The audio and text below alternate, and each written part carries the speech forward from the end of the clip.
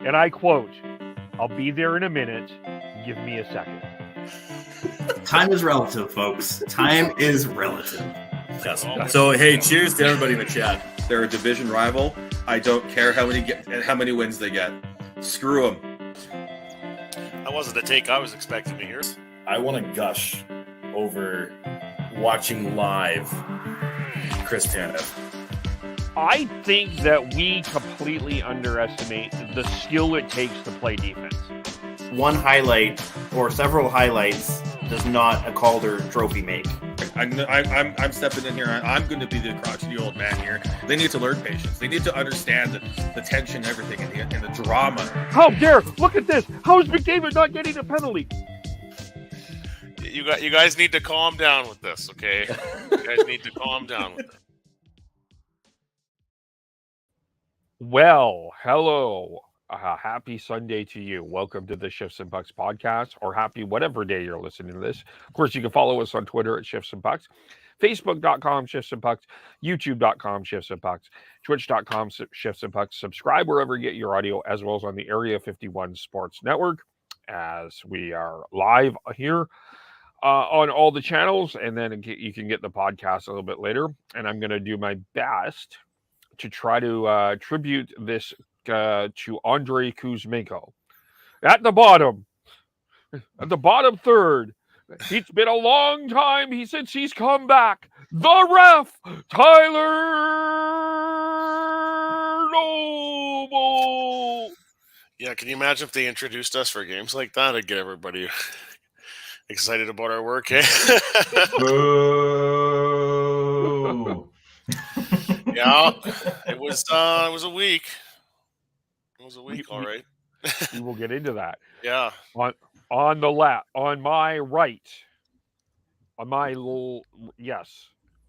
left as I visual, on your left, from Calgary, Alberta, the Canucks fan, Sean Holmes Smith. Cheers. That was passionate. Yeah, no one even an applause or anything. Poor Sean. I guess you had to stare at Flames jerseys all day. Yeah. Yeah, when you go to the same barber as all the Flames players. Yeah, you do. But yeah, it's great to see. I said off air, if it's good enough for professional hockey players, it's good enough for Sean. Yep. Fair enough. Nice to see you guys both. Yes, and probably in the chat, drugged up, but we'll say something funny, Devin Holmes Smith. He'll be in the chat at some point. Yeah, so we've got lots to talk about. We'll get into the Canucks. There's a lot of news regarding the Canucks. I don't want to say out with some changes are happening. A milestone in Calgary as well, and I think some intriguing stuff going on in the National Hockey League. But we have a ref, as you know, and last night, I was thinking about this last night, watching that Vegas Oiler game, and the refs "you suck" chant started to go out for that game, and I don't think that we truly appreciate the role of the referee, and I think it's easy to get, in professional hockey in the NHL, I guess we feel that right after a few wobbly pops. Yeah. But Tyler, sometimes in the beer leagues, it gets a little more intense. Oh yeah. Well, so in the case of our work this week, being a U18 minor hockey provincial championship, it's not supposed to be like watching an entertainment product, like a professional level game, an NHL game, or even in our senior hockey league, the Central Interior Hockey League, where people pay $10 to come to the game and they can get a drink at the game. It's a different deal. It's kind of dressed up that way when you got lots of fans in the building, and the quality of the hockey is good and the intensity is high, but it's still teenage kids that are playing. So there was a bit of a disconnect, I think, for some people this week with that. And it was 10 teams from all over the province. 24 games total. Round robin's 20 games. We're our group. It's a fairly small, very tight knit. Love these guys, the other refs group, but we're doing all the games. And we find this at the World Junior Championship sometimes too, right? Where you're watching and it can get so frustrating with the officiating standard. Like it's very hard on it's just a very tight standard in general, emphasizing speed and skill of the game and clamping down on high hits. And then we've seen in World Juniors as well, a major penalty will get called and then there comes a suspension with it and people are losing their minds over that. But that it all falls under the whole amateur, hockey geared towards kids and safety and an emphasis on speed and skill. It's not the NHL. It's not even some senior hockey. So in a lot of tournaments, I have found in the past, this is the 9th time that I got chosen to do a provincial. A lot of times the host team is kind of not much of a factor in the competition, and there's lots of refs that come from all over the place. And so we don't sort of find ourselves in the situation that we were finding ourselves in this time, where every one of the terrace games, at least one, if not two of us from here were doing their games, and the team was struggling.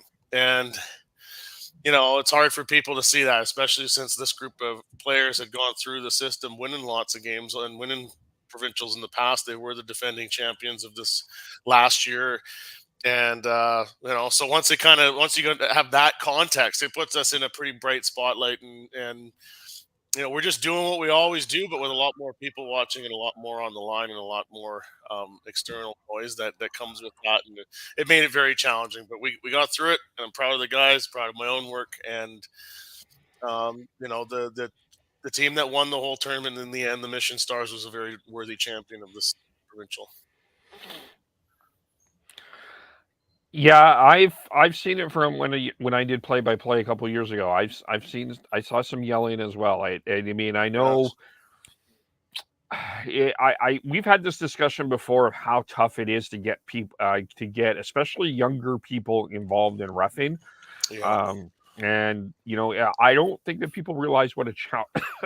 It's easy to I think it's a challenge to do that job, and that's what I've learned from you, Tyler. It's not easy to make some of these calls, and we'll always have that homer bias. I want to speak to that because a lot of people think there's a lot of thought that goes into every call, when really once we drop the puck, the whole way we do things is really instinctual most of the time. I mean, the way we skate and the way we read the play and where we're positioned, and then when the arm goes up, when the arm doesn't go up. We don't do that with much thinking per se. It's just Right. done by instinct, and because we've been doing this for so long, right? Like this is just it's game in and game out, and then even within this tournament, I mean, we're doing a couple games a day, and they're full length games. Like it's just so. At some point, some kind of collision can happen where the arm goes in the air, and you're not initially thinking it's going to be a major penalty call, and then if the kid's down on the ice not getting up, your hand's now been forced by the rule book to call a major penalty in a game misconduct, and then there's consequences that follow with that. And that was one of the issues that came up in this tournament with the Terrace team and their captain, and he missed the semifinal game and missed the bronze medal game as well. But of course, it's the sour taste in the mouths of a lot of people because he wasn't available to play in the semifinal game. And but this is the way the whole system is structured with Hockey Canada and BC Hockey. There's a strict emphasis on a lot of particular rules around head contact and others as well. But that's one in particular that was an issue for us this week. So you can't win them all. And sometimes the best team doesn't always win as well. And we saw a lot of things like that on display this week, and some lessons in humility along the way. And yeah, when you're dealing with when we deal with it, double IHF and Hockey Canada, when you're dealing with like under 18 kids. Yeah. I remember when the head contact rule came in. Yeah. I wasn't playing anymore, but Devin was. And I remember seeing it was new, and you didn't know what to expect. And officials are still winning. Now we're now looking at it like decade or so in, and you should understand that if there's and of course, this also a judgment call with officials, right? Mhm. And your angle as a fan, whether it's let's go broad spectrum here, whether it's watching on TV, watching on the video feed, TV, stream, whatever, versus watching in the stands, depending on where you're sitting, standing, viewing, compared to what the ref sees. It's all different. And I know we can forget that. Yeah, and I mean, a lot of the people that had, mean things to say, whether it's in the building or online or behind the scenes, and there were things happening behind the scenes as well. They're not the ones in the position of having to make the call. Like that's ultimately what gets forgotten here, and we all hope to get everything correct out there. There's no nothing really going on outside of that. People ask me sometimes about reffing and what do you think about tonight's game, and I'm just like, well, I just kind of hope to get all the calls right. There's really not a lot more to say about it, right? And that's what we strive for. It's not going to be perfect, but we're always shooting for a very high level of officiating and a level of excellence that's appropriate for the event, and I think that we achieved that. I tend to think that, cooler heads always prevail at the end of this. And, it takes a while. I know with parents get intense about things like that. And I think once the cooler heads prevail, I think there's always new perspective when things like that happen. And, I think we're seeing that now as well. Yeah. Yep. Anyways, a very rewarding experience overall. A lot of inspirational performances from all the teams. Some fun personalities. Some fun banter with coaches as well. There's a few that were pretty personable and good sports about things when it wasn't going their way, but they were good to deal with. And then just a real shout out to the local organizers. A hell of a lot of work goes into putting together a provincial championship and a lot of planning. This group also dealt with some unexpecteds around the ice and scheduling, so they still got it done. Put on a good show. Lots of volunteers came out of the woodwork to help out running the clock and manning the penalty boxes. It was fun to see some new faces when we were down there reffing, the people that I'm not used to seeing come out and help out with a hockey game. So it was a great thing for the town, and I think the out of town teams left pretty happy with the experience. Good. Yeah. Well, I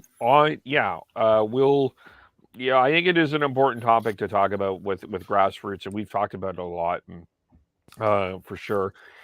I wouldn't say he's grassroots, but I think we have to start this podcast with probably I would still say, despite all the signings and everything else that happened in Vancouver, the biggest story of the week has to be the announcement of the retirement of John Garrett at the end of the season. He has called games regionally since the early 2000s. He's called on Hockey Night in Canada. He even called, by the way, Flames games, with Ed Whalen back in the day. Yes. So he has been really well known. I think it was, I don't know if I would say I was shocked. I just never really thought that the end of this era would come with John Garrett, but it is here. And I guess where do we start? What do we start when we say John Garrett? Raise your hot dog for him. I should have brought my ketchup out. Yeah. As someone who's actually met him in person, luckily enough, a few years back, I started badgering Dan Murphy on Twitter about John Garrett and his burger exploits. Should go and check out the Pig and Duke Pig Challenge, and took a couple seasons, but I ended up organizing that with the help of Dan Murphy and Stephen Loudon, and we were able to get them down there. And he's everything that you know on TV. He's that person in person. He's just down to earth, just this lovable guy, and I love he's added flavor and color and entertainment, especially during tough games, where especially over the past few years, unfortunately for the Canucks, those shoes are gonna be tough to fill. He may not be the most analytical color commentator, he may not be the most educational color commentator, but he's an entertaining one. I know I've gotten into many discussions with people about him. They're saying, well, he doesn't really add anything, doesn't help. No, but he's entertaining, and he's John Garrett. He's Cheech. Yeah. Like he makes you laugh. John and John, the chemistry that they have. I don't know if there's any other pairing group of play-by-play color commentator team that has that chemistry. I don't know. I don't think there is one, and he's going to be missed. And whoever fills that is going to they have to make it their own, because that's what John Garrett did. He didn't fall into where you have to break down plays and all that. He has his John Garrett soapbox moments almost every game, which was always hilarious. And then there was always the talk about food, which was always something to look forward to. Yeah. When I first started dating Heidi, she being a Flames fan would always go well, I want to watch the game on the Flames feed, and somehow I'd always win that argument. One of the very few ones I would win. But she grew to love those too, because they were entertaining. Yeah. Then they made you laugh, and it didn't. And he was a bit of a homer, and he's a bit of a homer in some ways, but in a lovable way. It's not like he's a jerk about it and just blind to it. He just does it in this just lovable uncle way. And watching regional Canucks games without John Garrett's going to take a lot to get used to, and I'm not ready. I am not ready. Yeah. Question: is this not the final year of the Canucks TV rights? And then I think there was an extension announced earlier in the season or something, and there's a new rights deal kicking in next season. I think the timing coincides with that. So I guess we shouldn't have, in hindsight, been surprised that this possibility was there, but there was no rumors or anything floating around out there about John Garrett's status for next season. So it was a gut punch to hear that announcement on the telecast the other night. You could tell when Cheech was delivering it how heartfelt it was, and you could just tell that in the tone of his voice. Cheech believes that the color analyst job is to provide color probably more than analysis, and that's fine. It's the entertainment is what people like, especially in TV. It's a visual medium. You can see what's happening. You got the replays. A guy that's doing analysis as if he's paid by the word gets kind of tiring after a while, and no, John's always been so smooth with that. I mean, and he started way back in 1986 going, he was on, I think, the number 2 crew on Hockey Night in Canada at one point with Chris Cuthbert doing games well into the playoffs, and then moved over to Sportsnet and was part of their launch in 1998 and on their national package before they lost that to TSN, and then that's how he became the Canucks color guy and has been in that role since 2002. And I do want to say, people talk about his retirement, but he will be continuing on doing some national games, I believe, next year with Sportsnet, but he won't be doing the Canucks package anymore, which means he'll have less travel and some more time to explore the food exploits at home, I suppose. But an outstanding career from John Garrett, and I know we'll all miss him very much. It's a broadcast team that is well regarded in other NHL markets, and I think for good reason. Yeah, I've never, he's not the guy that you're gonna, with John Garrett, he's never been the guy that he's gonna he wasn't the stop at right ear, draw out the play, but I found some technical stuff from him. Usually, especially from goaltending or an offensive play. I remember last night he does it differently. He'll kind of go wait. He kind of does it as a little bit of a coaching way, but it's fun. And as far as the homer part, I don't think that there's a color commentator on a regional broadcast that is not a homer in some way. I think that that's you have to expect it. Yeah. So excuse me. I don't think that that's a criticism, but they are just personalities, and they did that job with the smile on their face, and there's been some really lean years we've obviously have seen through all of this, but I think that he has an app, like you can clearly see he loves the team, like he absolutely loved the team, and I think that that's becomes very valuable. And I think that's why people, in a lot of ways, the connection was he loved the team. He was who he was. He was just authentic to who he was. He was real. He didn't pretend to be anybody else. I mean, you look back, I think one of the things you go during the bubble year, the All Canadian year, he decided to not dye his hair, and he said, "Yeah, who cares anymore? I'm done with even caring about that." So. I think he's going to be missed. It is going to be very different to hear a different voice on there. And I hope, and I think that the Canucks fans will give him a nice standing ovation. The final Saturday night is a Flames Canucks game at home. I wonder if they decide to go with Shorty and Garrett for that final one. I think to give him a national send off. They better, like, if they don't do that, like that's a swing. I think that they will. I really do. Like I can't. I expect that as well, but yeah, if they don't, like I can't. Yeah.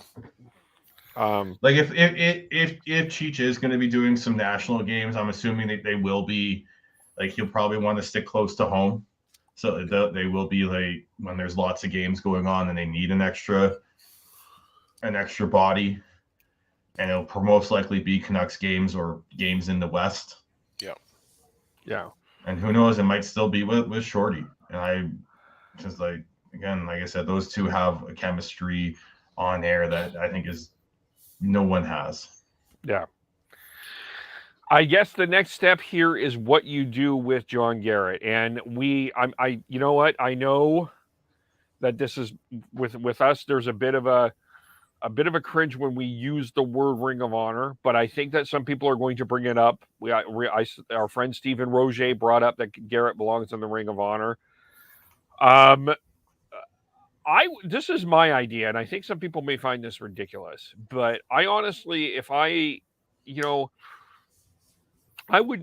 his talk of food, I think I would do something in the food area to honor John Garrett. So like a hot dog, a hamburger, some sort of ketchup, something like that. Like that's part of his personality, and I don't. It is. What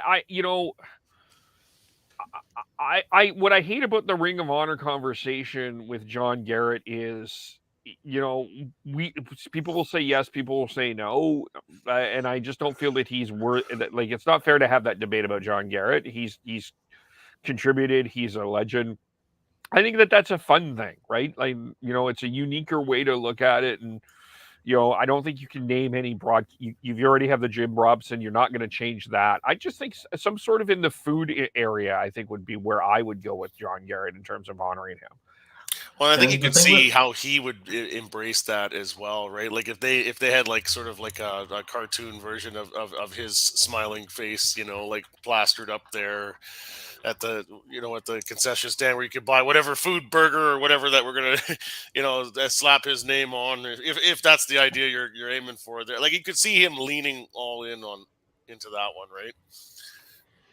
I think and the thing with the Ring of Honor, that's more of a player thing. And as much as John Garrett did play for the team, he wasn't someone in his playing career that made a significant impact. It was his media career. And if you're going to do that, then it opens the can of worms for why isn't Jim Robinson in it? Why isn't you're going to have the Jim Houston talk? You've got Tommy Larscheid. There's different ways to do it. Like the fans have created an honor for Tommy Larscheid with the Larscheiders. I think that's fantastic. Yeah. I love the idea of making it like a burger. Like you've got Steamer's Dogs in Rogers Arena honoring Stan Sneal. I think you could definitely do like a Cheech's Burgers or something like that, John Garrett's Burgers type thing that would really do well. There's multiple different ways to tell the story of a team, the history of a team, a history of a franchise, and the characters in it. Yeah. It doesn't have to be just the Ring of Honor or retiring a jersey. So if you can find a way to do something like that, I think that would go a long way to making sure that everyone knows who John Garrett is 10, 15 years from now. And you have to remember that he's also 71 years old, right? Yeah. It's not like he's young and they he's young and they forced him out or whatever, but he's 71. So I bet, as much as like I've seen some of the talk, like people are like, well, did you force him out? I don't think it's as simple as that. And I think making it as simple as that, making it about making it a confrontational conflicting like sort of discussion like that, I think does a disservice to John Garrett. He deserves to just be sent off in his own way. And again, I think, honoring him some way, maybe if it is a burger or something like that, would be fantastic if he's willing to do that. It's going to be missed. And one of the things I kept thinking about is something that Don Taylor has always said. We don't have a lot of personalities in broadcasting anymore, and he is a personality. So, congratulations to John. Now, before we get into all of these signings and what's going on with the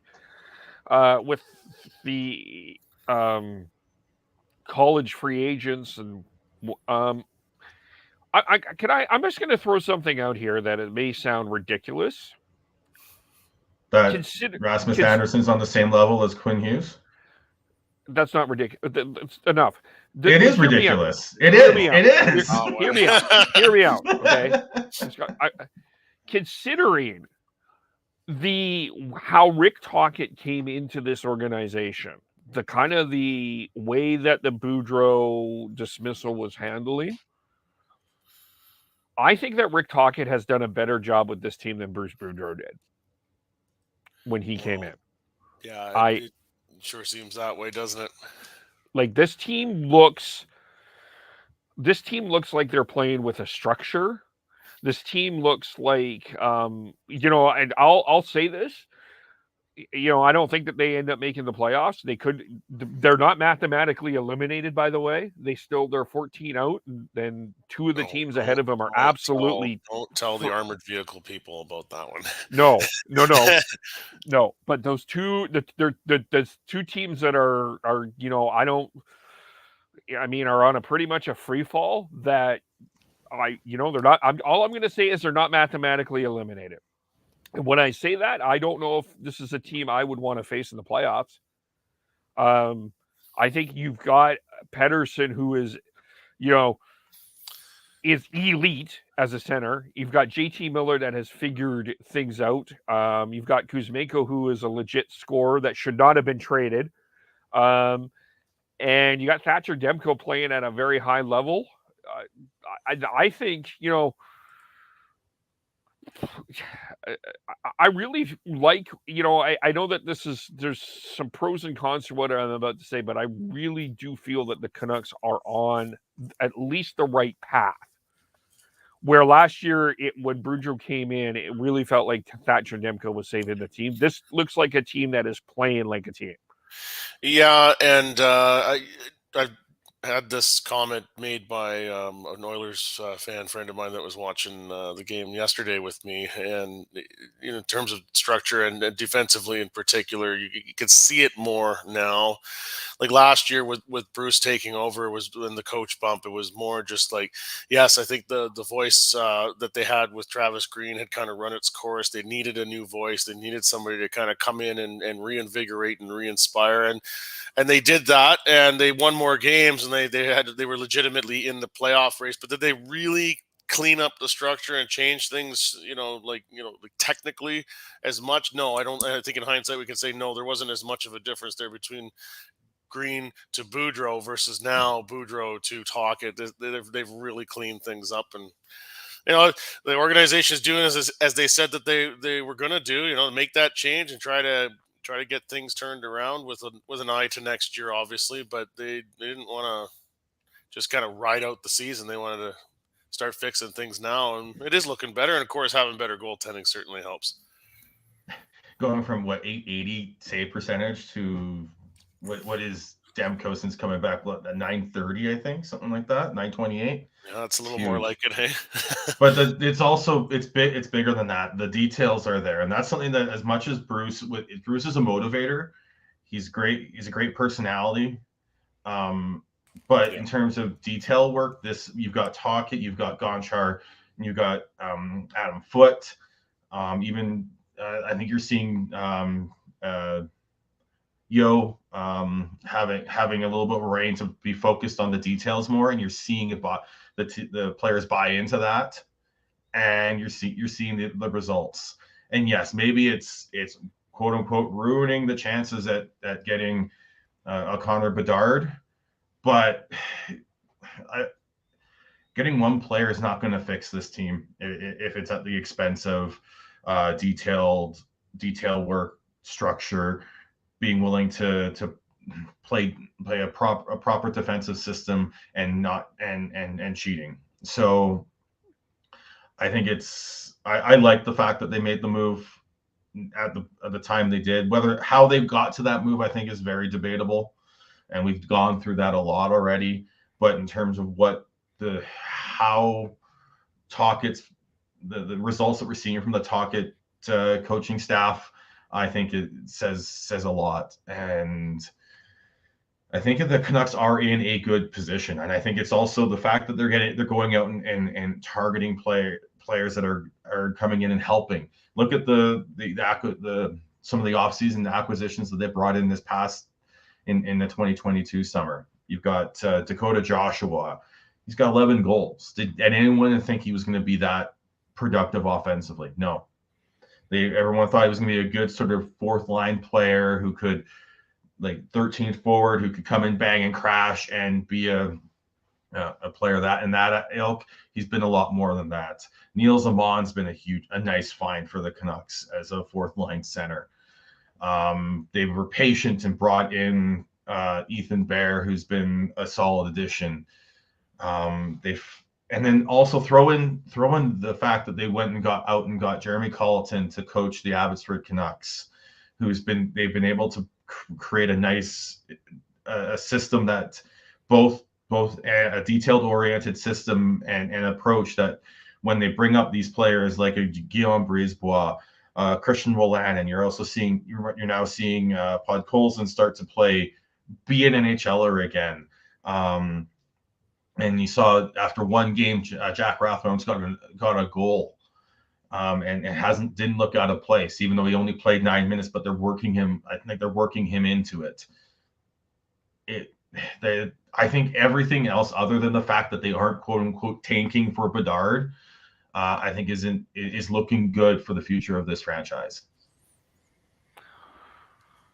Yeah, you have to establish some sort of standard here, right? Like you cannot, this is my problem with the armored vehicle argument, is you can't just continue to lose. It hurts. It doesn't help the morale of the team. It doesn't, sure, you'll get this kid you have a chance of getting this kid who is going to be a dynamic offensive player, but that's one player in a 7-round draft. To sacrifice all of that to put your chip in on he's going to be 19. I just can't get behind it. Kevin, you used the word sacrifice. Like to me, that implies that they have to kind of deliberately try to, lose games. And that's just not practical, right? That's kind of the issue with tanking. I mean, I feel like I was of this position. I feel like I still am of the position that it would be worth the attempt in some way to honestly try and push that lottery percentage higher. But at the end of the day, even if you are in 32nd place, the odds of winning that lottery are still not in your favor by a very wide margin. It's a lottery, right? And so when people say you're tanking for Bedard, well, no, you're tanking for the lottery percentage, and then you're taking your chances with that. And when you factor that in with all the things you're talking about, Kevin, and how the players operate, and they've all got their own careers and futures and contracts to think about. It's just not practical, right? Yeah, it's not to me anyway, but Yeah, and then I like that you pointed out morale and stuff. I mean, it just doesn't work to go into an environment where you're losing all the time. It can become toxic, and in Vancouver, it's a media market that's not going to just sort of ignore the team while they're tanking, right? I've pointed this out with New York. Yeah, they put the letter out, oh, we're rebuilding. It's like, well, the media will come back later when you guys are in the playoffs. They'll talk about all the other teams. There's lots of other things in sports that like the Rangers can fly under the radar a little bit in a sports market like that, but practically that doesn't work here. yeah. And also the Rangers ripped up that letter pretty quickly anyway. Yeah. That wasn't a true sort of like quote unquote rebuild. Yeah. And then to go further with what Tyler said, it feels like if the Canucks are in a lose-lose situation here, unless they play well and lose, if they have a mediocre game or bad game, people are screaming like what's going on, like the coach bump is over and all this, even though, as I said earlier, I don't think this is a coach bump. This is actual nice progression, which you're going to have peaks and valleys in anyways. And then if they win, they're like, oh no, you're ruining your chance of getting Bedard or Fantilli, because it's not necessarily just about Bedard. I think people forget it. And the lost player in this prospect in this is Adam Fantilli. I think he is going to be one hell of a player. But you can't just start throwing games. And especially, are you going to tell Petey that he can't go out and score goals? Are you going to tell Demko just to let goals in? No. It's frustrating because you have there is potentially a couple franchise level players, generational play, at least what looks like one generational player out there right now. But I would say the Canucks have 2, if not 3 franchise players right now. And it's about building around them. And then that's a lot bigger of a conversation than just losing for the sake of the odds of a draft pick that it still may or may not turn out. I think the way they're approaching this is a lot more pragmatic and a lot more is going to lead to more success than it would if they were going to just sort of throw in the towel and hope for the best with the draft lottery, which has not treated the Canucks well in the past. And even if it worked out in the end when they moved out, they moved down in the draft order because of the lottery and still ended up with the likes of Elise Pettersson and Quinn Hughes. It's amazing what a difference a few weeks makes, right? Now that we've seen a body of work under the Rick Tocchet coaching staff and Thatcher Demko being back and looking more like his normal self. Yes, now it does start to look like there's something there to build around, and it is a lot more optimistic. So, down the stretch here, we just hope the Canucks will continue to look solid and look like a place that's worth coming to if you're a free agent in the off season, and go from there. Hope that the draft is favorable as well. Well, I just want to add, but whether they're a team that can actually legitimately be a playoff team next year, I think there's still a lot of improvements required before we can make that declaration. Yeah, that's totally fair, and I think that for all the things that I think that they're I haven't been the lovers of the Jim Rutherford Patrick Allvin as for sure, but I think the one thing that they are intellectually honest about where this team is at. Like, they have been very clear about that. I think we can agree on that.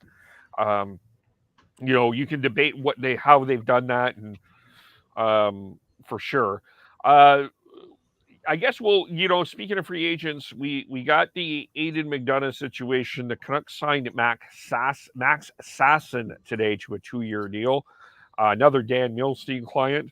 And We are Gold Star Canucks. Well, Yes. I mean, I think people are wanting these jerseys back. So, I mean, I feel like there's a connection here. I do think that one of the things that Vancouver, this new management team, is not getting enough credit for is selling players on coming to Vancouver. Now, okay, you have better dinner options in Vancouver than you do in Edmonton with Andrei Kuzmenko. I will give you that. And certainly a better view for the most part. I'll give you that. But the Oilers had Connor McDavid and Leon Draisaitl as a selling feature to play with. And Kuzmenko still chose the Canucks. You got Max Sasson here. You got, there's other college free agents. I don't think they're getting enough credit for whatever they're selling these college free agents to come here in terms of not the NHL free agents, but like these what I'd like to call the found money free agents. Players like that, I think that they've done a really good job of kind of creating that kind of atmosphere. Well, I would even say with the NHL free agents too, because you look at, he's played most of the season with a bad knee, but Ilya Mikheyev, I think, is exactly the type of player that the Canucks need, and almost forgotten about at this point in the season because everyone's focusing on how Kuzmenko is playing, how Besser's playing, and how Podkolzin's playing. But you bring in Mikheyev, and he's someone who he's a straight line player, and I think that's kind of what they're looking for: speed and straight line. And Dakota Joshua's that way. Neil Zamon's that way, right? I think when you look at what they're doing, they know the type of players that they think are going to be successful. And so far, it's shown well, whether or not it's a Mikheyev on the higher end. And I know people are sort of iffy on that contract, but I still think give him a couple of years here. Then you also have but Joshua and Amon are huge good found money ads there. And then if you can find a way to get a McDonough in playing top nine role in 2-3 years here, that'd be fantastic. And that, again, found money, even though he was a draft pick. You've got Max Sasson coming in. You've got there's lots of rumblings that the Canucks are going to be are basically the front runners for Taquito Hirose, who is a Western Michigan left shot NCAA defenseman, brother of Detroit prospect Taro Hirose. And if you can sell these players on it, doesn't matter what level they're at, you're going to be able to sell more players on it. And if they can start winning, that will really help in terms of being able to sell that. That's the next step, is they need to see that success starting in October next year, going through that, because no matter how good this season, the end of this season goes in terms of wins and structure and all that, it means nothing if you can't parlay that into success going into next season and beyond. One other person to watch out for, Chris Faber brought him up sometime this week. I can't remember where I saw it, but and I've we've had a conversation about him. Arshdeep Bains is going to battle for a spot next year on the team. I really believe that. I think he is taking some steps. I'm not saying he's a top 2 center. I think he might be a guy, if he doesn't make the team out of camp, wouldn't be surprised if next year we see him as a call up at some point during the year. I think he's made that kind of progress. So again, another found money kind of deal. So it's not, again, everyone wants these, and we'll get into this in a little bit when we get into the Flames. Everybody wants these first round draft picks. I mean, sometimes the gems are not the first round picks. There's some late round college free agent, doing your diligence, digging things out, finding your players type of thing. So, yeah. I think you're a little high on Archdeep Baines at this point. I think in a couple of years we're looking at that. I think next year they're going to be quite happy leaving him down in. This is his first year pro, so I think leaving him down in Abbotsford for another year of seasoning and making sure that he is legit ready. This isn't just like a one season like bump. I think is very smart for the Canucks. I don't think we'll see Archdeep Baines be a. I think maybe he'll get maybe a couple call-ups, but there's also Linus Karlsson there. They've got Niels Höglander, who they need to make a decision on here as well. And they're very deep on the wing, and I don't think they're going to force whether or not Archdeep Baines can play center or not like too quickly here. I think we're looking at the 2024-25 season as probably the year that you're going to see him at the earliest push for a roster spot. And that's not a knock on him, but like I said, it's his first year pro. I don't think and he's still young. Like he's still like he's 22. He'll turn 23 next season. Like it's still it's still in that prospect age range. So I don't think there's any rush to try and feed it. I won't say force, but pull him up to the NHL level unless he like completely has an amazing offseason and completely knocks the doors off. I just don't, especially with the Canucks winger depth that they have right now. Yeah, they'll have some decisions to make on wing for sure. I mean, we've talked about that. We'll talk about that later. The one other thing I wanted to have a bit of a conversation. We finally got to see Filip Hronek. He made his debut this week. I think he's a really good skater. I really like him. I think it creates what it can do. I think Ottawa is going to be in the same position as well, where you can pair Shabbat and Chychrun together to be minute munchers. You can do that with Quinn Hughes and Filip Hronek, or you can split them up. But I think that was a really good ad. I mean, we've debated the compensation, not the point. The guy is still a good defenseman. There's no question about that. And I do think getting the player, that was a good ad. I'm not sure why Detroit gave up on him. Like just watching him, he's a smooth skater. His pit and not just straight line. His lateral movement's very, very good. He's got a bomb of a shot. He doesn't overexpose himself too much. I think that was a very, very smart, shrewd move. I know the price was a lot, but it looks like that's not going to be a top end pick that they gave up. That's going to be a middle of the first round pick. And regardless of how deep this draft could potentially be, I still think that's going to end up being a very good ad by the Canucks. He's still young. I still think that his next contract's going to be fine.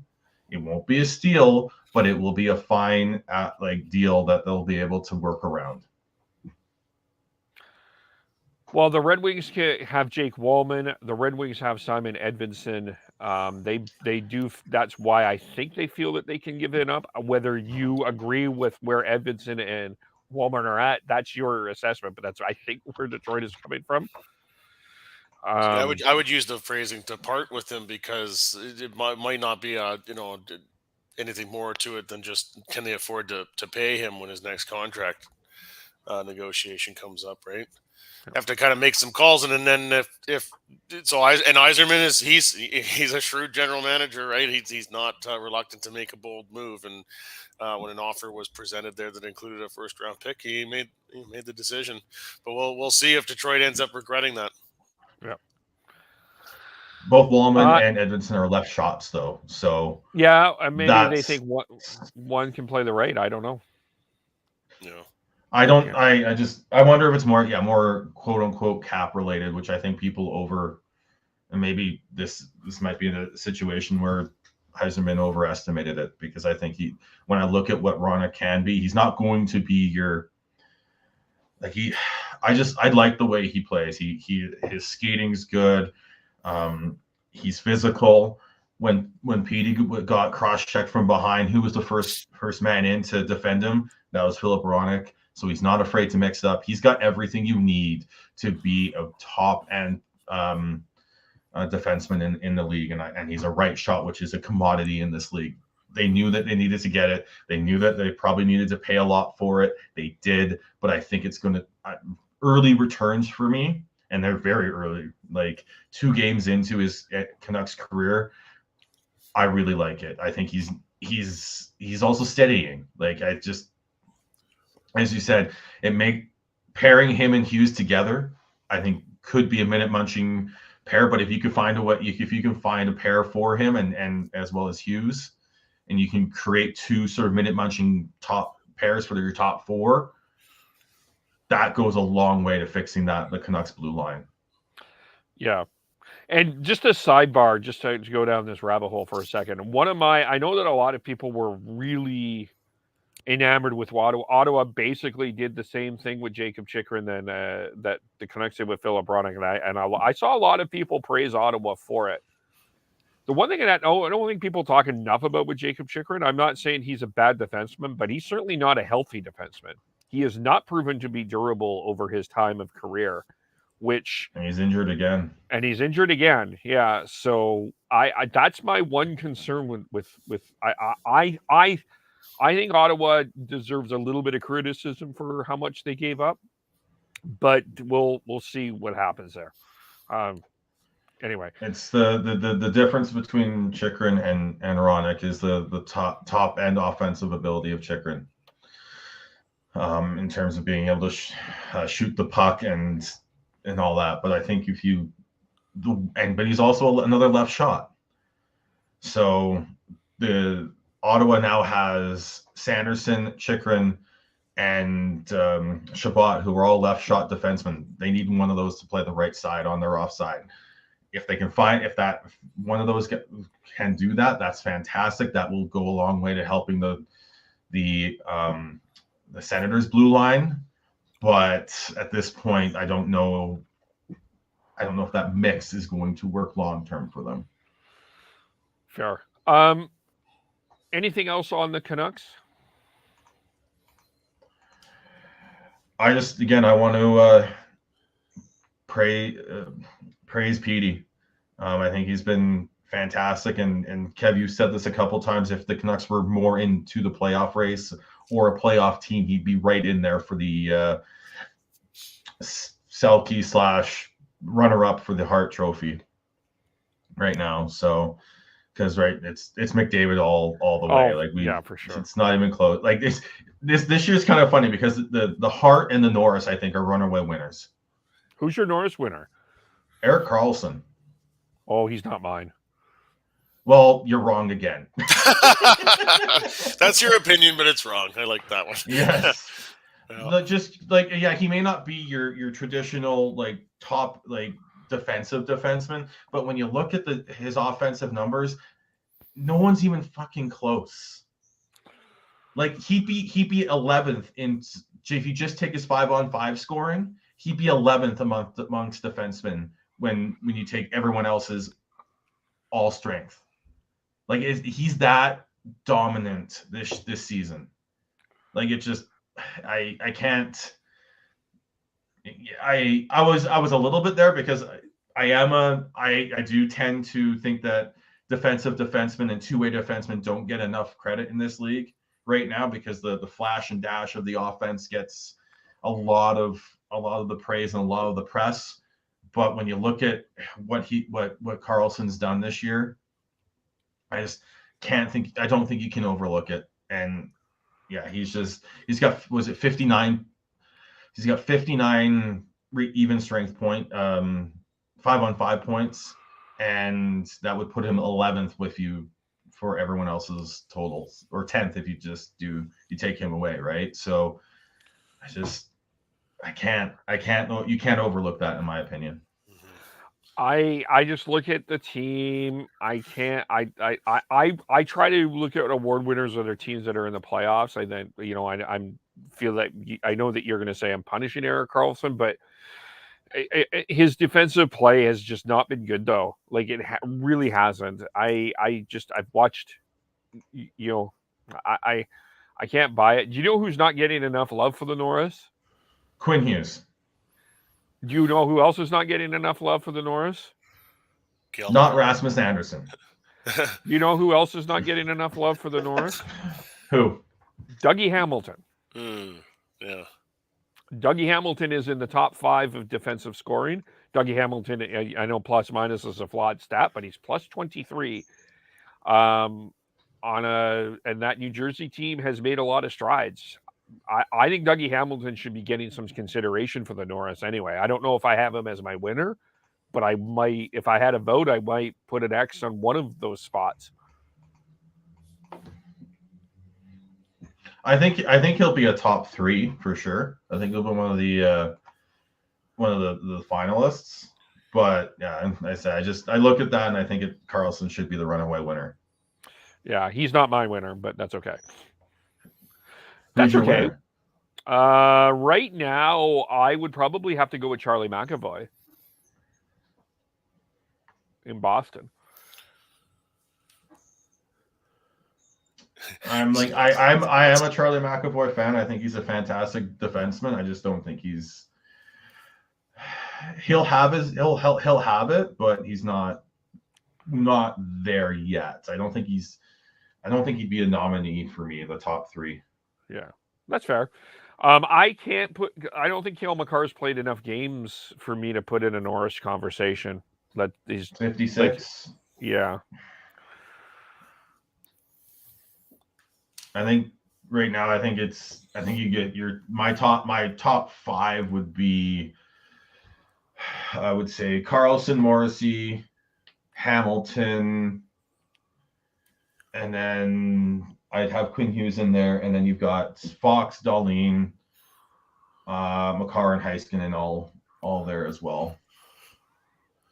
Yeah, there's a lot of defensemen having really good seasons this year. This has been a great year overall for defensemen. Like honestly, the defensive the play of defense overall has been absolutely fantastic. Like it really has been. So there's a lot of really great defensemen. But let's the one conversation with the Flames I do think I would like to get into is a guy, I think, we started this podcast honoring a guy that has spent a lengthy time contributing in a number of different ways in the Vancouver community and, off ice, on ice. Mikael Backlund played his 900th game with the Flames last night, all with one team. Only 2 other players have played more games in a Calgary Flames jersey. They are Jerome McGinley and Mark Giordano.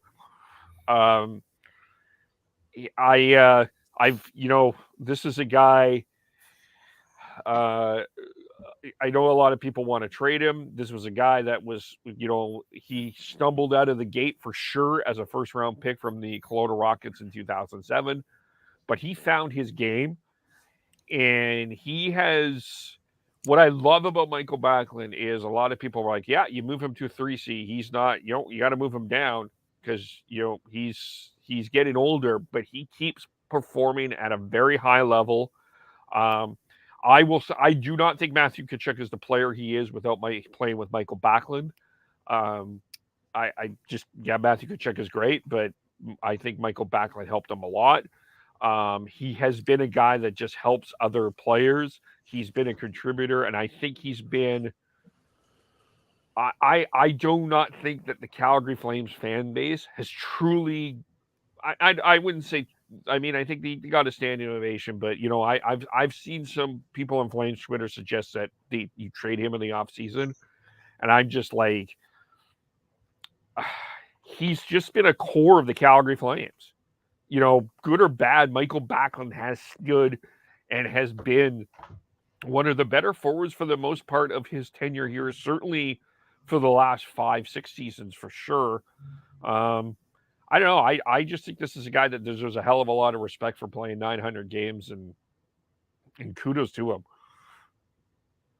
Yeah, absolutely. Yeah, that's one that was flying under my radar. Certainly, it's a big number, and then the names you mentioned there, in the likes of Iginla and Giordano, like wow, it's a hell of an accomplishment. Yeah. Yeah, the fact that there are people who are saying that the Flames should trade him, I think they're stuck in sort of just computer simulation, team building, cap mode, instead of understanding what he truly means to this franchise and within that locker room. I think he's a steadying voice in that locker room. I think. Don't know, right? Because I'm not in there, but based off of what I can see and how players play with him, I think it's not someone who I would be looking at trading. Like if you're looking at completely tearing this down, which I don't think the Flames will be looking at, maybe, but because I think the Flames are going to look at just as hoping that this season is just a couldn't figure it out and then move on and try and build up next year. I don't see them trading him. I don't see him wanting to be traded either. He's got a modified no trade clause. 10 teams. You can provide 10 teams to be traded to. I think you can pretty much make make that list as complicated for the Flames to trade him as possible if he wants to stay, or to basically say, well, I want to be traded to this team. And I'm sure, especially if Brad Treliving's still at the helm,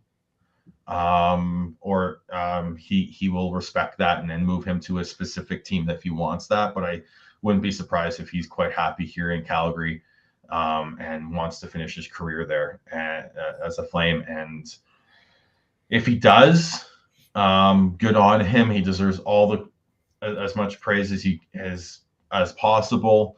And yeah, I think he's someone that the Flames fans as a whole have not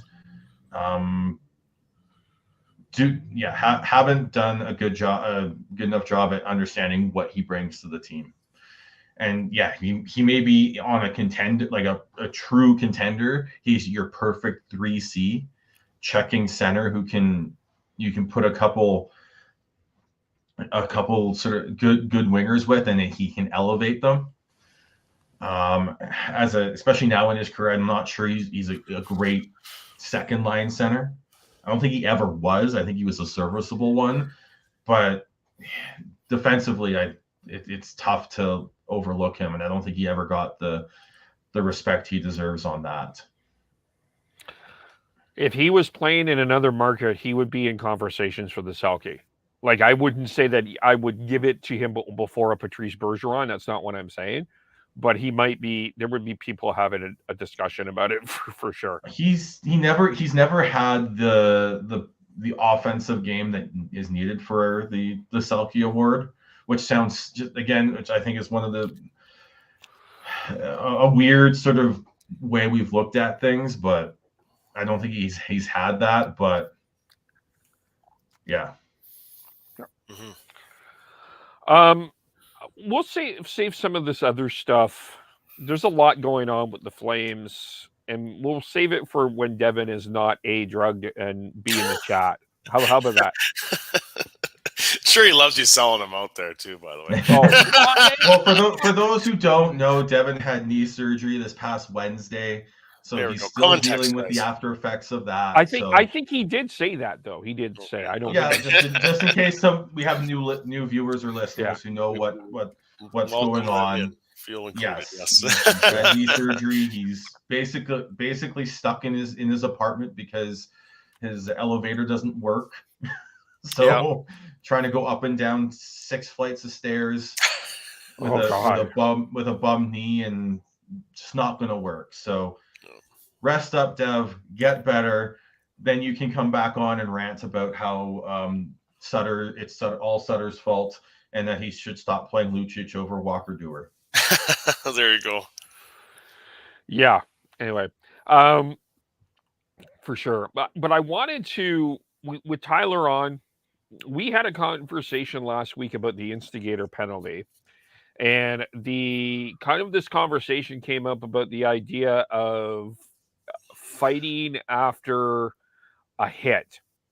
Jennifer Botterill and Kevin Bieksa had a debate about it 2 weeks ago, and I want to say last week or 2 weeks ago on Hockey Night in Canada. And there's been a number of debate on this. I think we came to the conclusion that this would be a really hard thing to enforce because it becomes subjective of what a clean or a dirty hit is generally in the moment, right? Like, Yeah.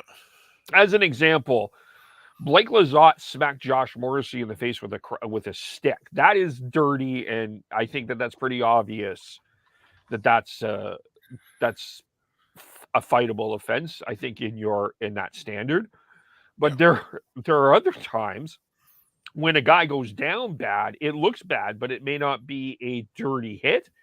It was just a hard and a hard hit, and one. Yeah. And I wonder where you're at in this.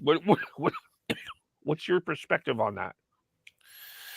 I think it's just the way the game's changed.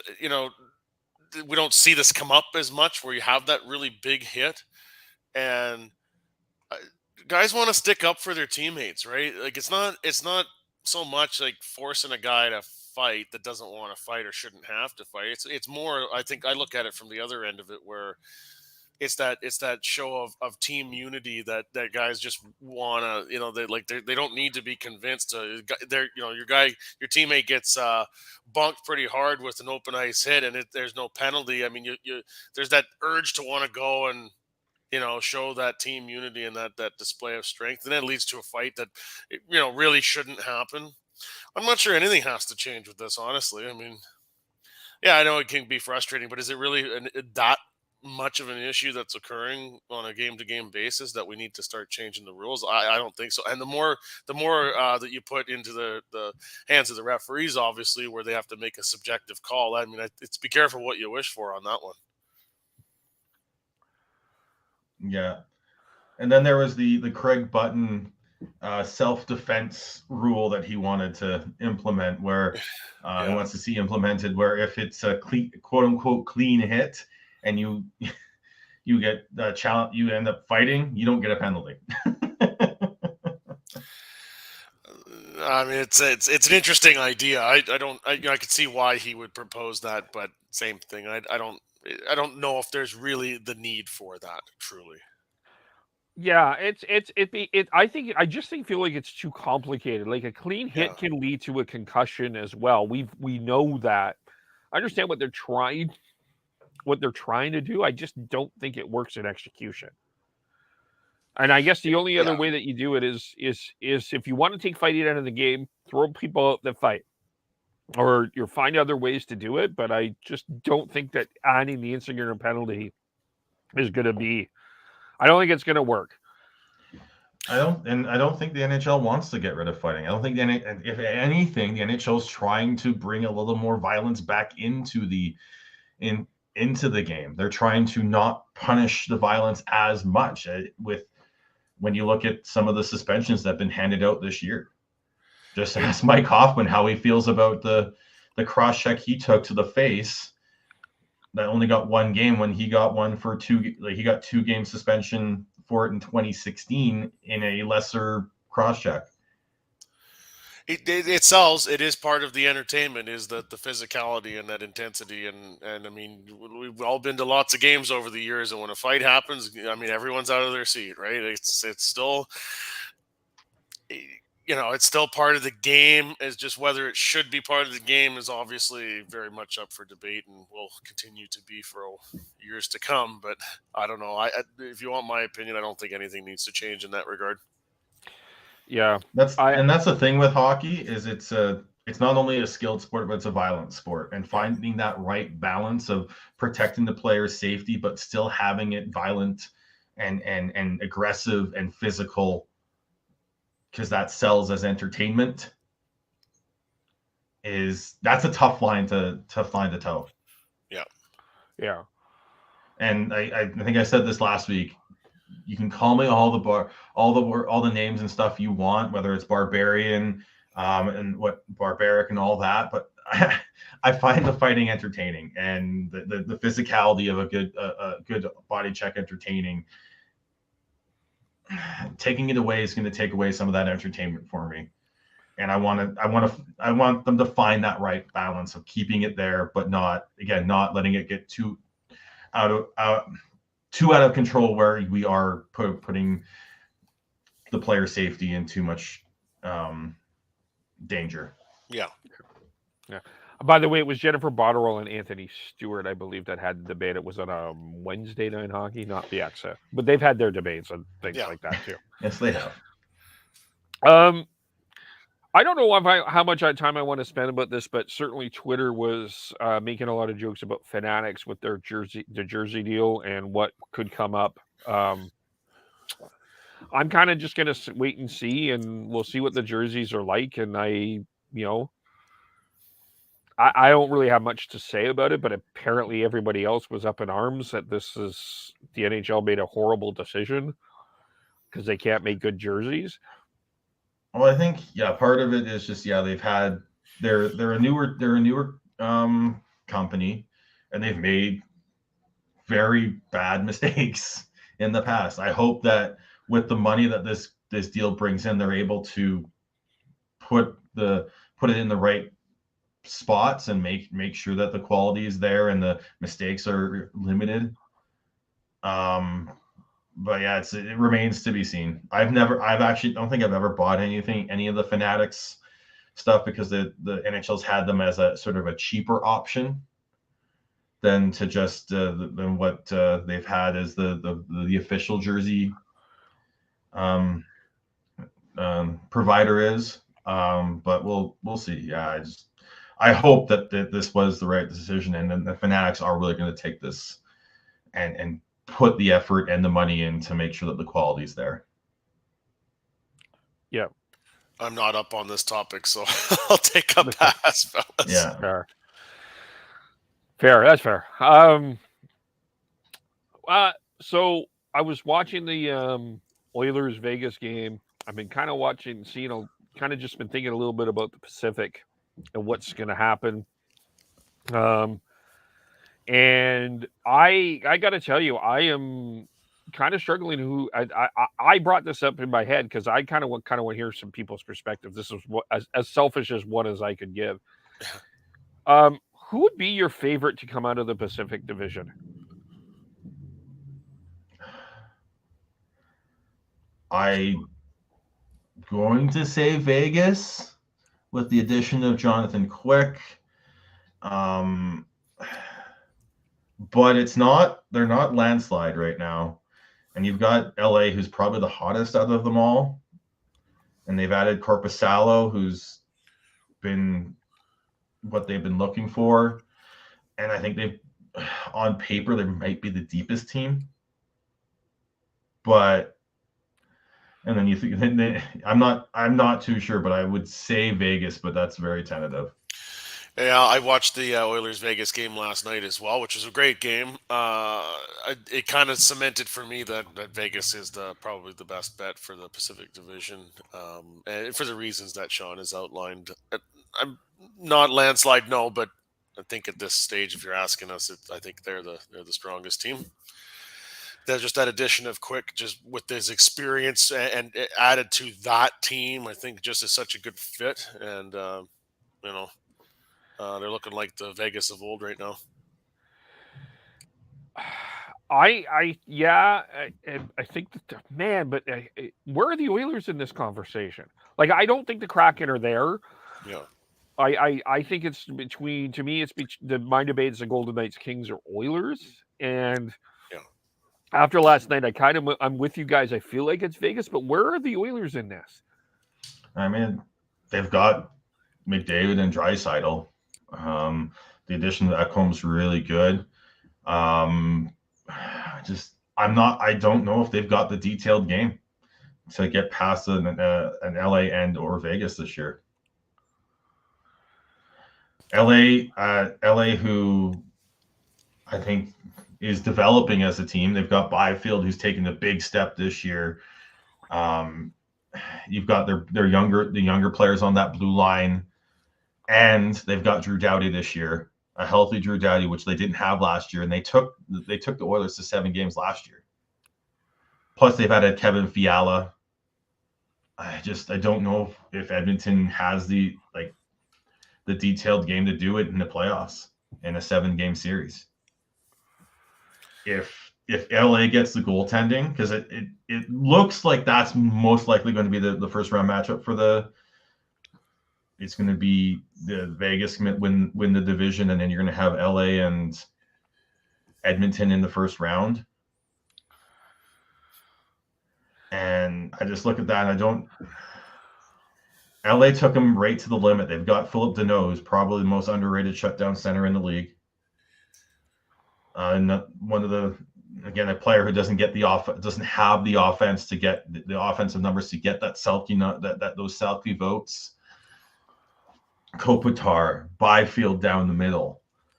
You've got Fiala. Arvidsson's a very underrated player. Then on the blue line, Doughty, Sean Durzi. If they get the goaltending, watch out for LA, I think. But I look at Vegas. You've got Pietrangelo.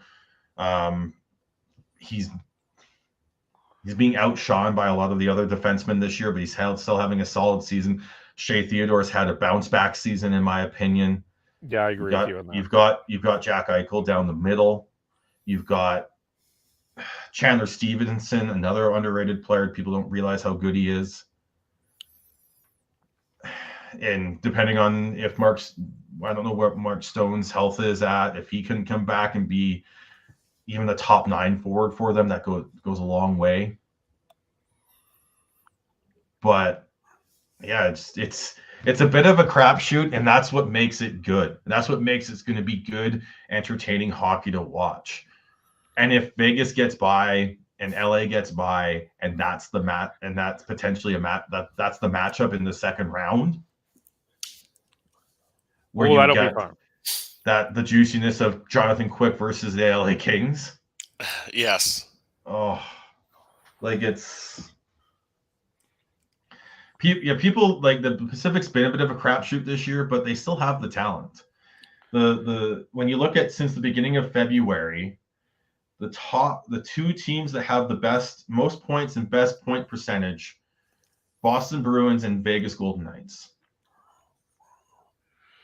Yeah, and the Oilers are up there too. Oilers and Kings are both with 31 points.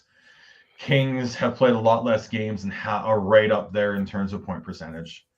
Boston and Vegas have 818. So while the Kings are in 816. So they're right there a third. Yeah. Yeah, I just think people are sleeping on the Pacific as a potential match, because I think it's a fascinating matchup. The only thing I will say, if Vegas, whoever finishes first in the Pacific, if they win the Western Conference, they should have an easy 8 days, no matter who they're playing. To quote Darryl Sutter from last year. Yes, that's right. I was like, where did I hear that one before? Yeah. Well, yeah. You said whoever plays the Central, who wins the Central? Whoever plays the second wild card team, whether that be Winnipeg, Calgary, Nashville, I think that will be an easy 8 days. Potentially. I don't think anything's easy in the first round in modern day NHL. No, I know. Yeah. I'm so not sold on Winnipeg. Calgary. Yeah, but Winnipeg's got Hellebuck, and he can steal a series. I'm not sold either, but yes, that goaltending's the great equalizer. Nashville's got Saros. He can steal a series. Yeah. And Markstrom's been playing well. Markstrom's on his game. Markstrom's starting to find his game. Yeah.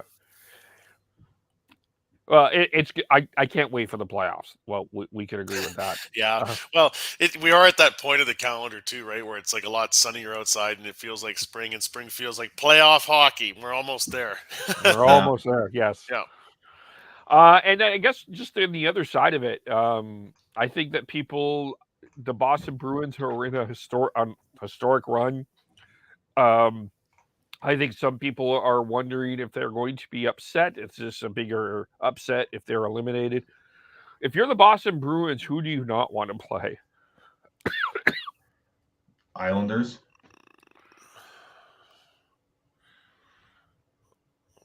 I think again with Sorokin, if there's a team we're looking at this, it's essentially down to 3 teams: Islanders, Pittsburgh, and Florida.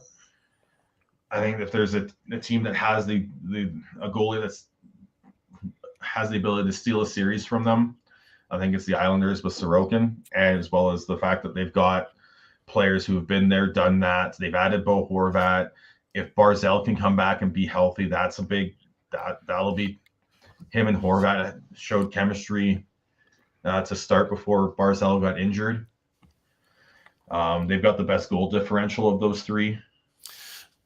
This question is Boston as it pertains to their first round matchup, or are you talking about at any point along the run here? The first round matchup. Yeah.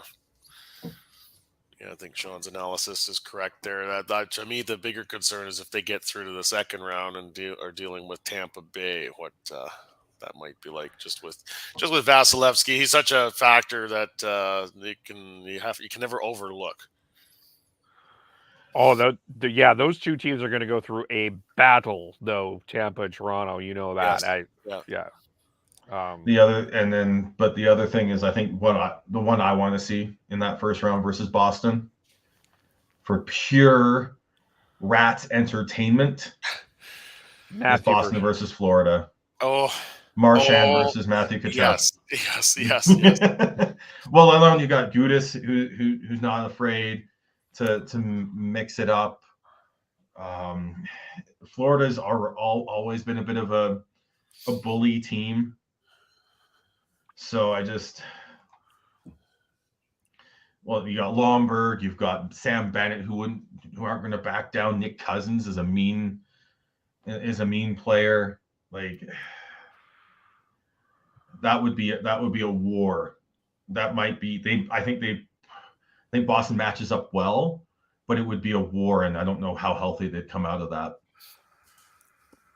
Yeah, and with Pittsburgh, if their goaltending is consistent, they would be scary, but their goaltending just worries me. That's my concern. And Linus Ullmark is a clear-cut Vezina winner too, in my mind. But anyway. Well, yeah. I forgot about in terms of clear-cut winners for the awards here. Like it's Ullmark's, definitely landslide on the Vezina. McDavid landslide is the Hart, and that would be the most entertaining, I think, in terms of just potential fireworks. Yep, I agree. As I do a little Sunday stretch. Here, is there anything else we need to chat about? Did we forget anything? I don't think so. For me, there's just one thing I want to say is that go watch the Brian Burke interview in the second intermission from last night, talking about the Pride Night issues. I know it's a contentious issue, and people are angry. People are raising a stink as they should. And I just liked how calm he was. I liked how pragmatic he was. And hockey needs to be more inclusive. It's becoming more inclusive. It's just a battle. Yep. And that's in any kind of contentious issue, a calm, reasonable voice is welcomed. And that was the case. Yes, I would encourage people to watch that as well. Yeah, it was a good interview for sure. For sure. Okay, let's leave it there. We'll be back at some point.